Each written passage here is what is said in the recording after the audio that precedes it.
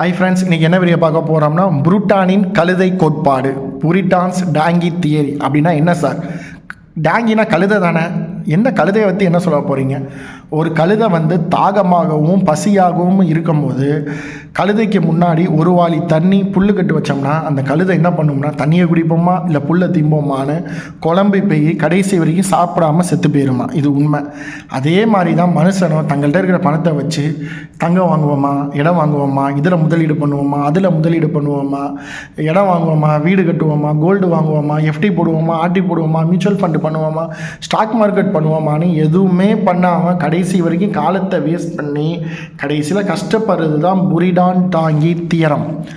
பசி தாகத்தால் இருக்கும் ஒரு கழுதையின் முன் தண்ணீர் புல்லு கட்டி இரண்டையும் ஒரே நேரத்தில் வைத்தால் அது முதலில் தண்ணீரை குடிப்பதா அல்லது புல்லை தின்பதா என்று குழப்பத்திலேயே இரண்டையும் கடைசி வரை தொடாமல் இறந்து விடுமாம். அந்த கழுதையைப் போல தான் மனித மனமும் ஒன்றை விட மற்றொன்று பெட்டராக தெரியும்.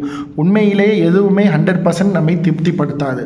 முதலீட்டில் இந்த கம்பெனியா அந்த கம்பெனியா, தங்கம் வாங்கலாமா, இடம் வாங்கலாமா, பேங்க் சேவிங்ஸா, போஸ்ட் ஆஃபீஸா என்று குழம்பி கடைசி வரை முதலீடு செய்யாமல் இருப்பது. முக்கிய விஷயங்களில் எடுத்தேன் கவிழ்த்தேன் என்று இல்லாமல் 100% பதில் 85% முடிவு செய்து நம்பி இறங்கினால் நல்லதே நடக்கும். நன்றே செய், அதை இன்றே செய். இதுதான் புரூட்டான் டாங்கி தியரம். இப்போ நான் முதலீடு பண்ண போகிறேன்னா ஒன்றுக்கும் ஒரு ரிஸ்க் இருக்குது. எடுத்தோம் கவுத்தோன்னு பண்ணாமல் ஏதாச்சும் ஒன்றில் உங்களுக்கு சூட்டபுள் ஆகிறதுல ஒரு 85% உங்களுக்கு ஒரு சாட்டிஸ்ஃபிகேஷன் வந்தாலே நீங்கள் தாராளமாக அதில் முதலீடு பண்ணணும். அப்போ தான் உங்களுக்கான வளர்ச்சி நல்லாயிருக்கும். அதை விட்டுட்டு இவன் அப்படி சொல்லிட்டான், அவன் அப்படி சொல்லிட்டான், நம்ம இப்படி பண்ணிட்டோம், நம்ம அப்படி பண்ணிட்டோம்னு சொல்லிட்டு கடைசி வரைக்கும் அவன் நம்ம எந்த ஒரு முதலீடும் பண்ணாமல் பேசிக்கிட்டே இருந்தோம்னா பேசிக்கிட்டே இருந்து சாவுறதோட ஒரு வேலை கிடையாது. ஒரு வாய்ப்பு வருது, இல்லை உங்களுக்கு ஒரு நல்ல சிந்தனைகள் வருதுன்னா செயல்முறைப்படுத்தி அடுத்த கட்டத்துக்கு போகணும்.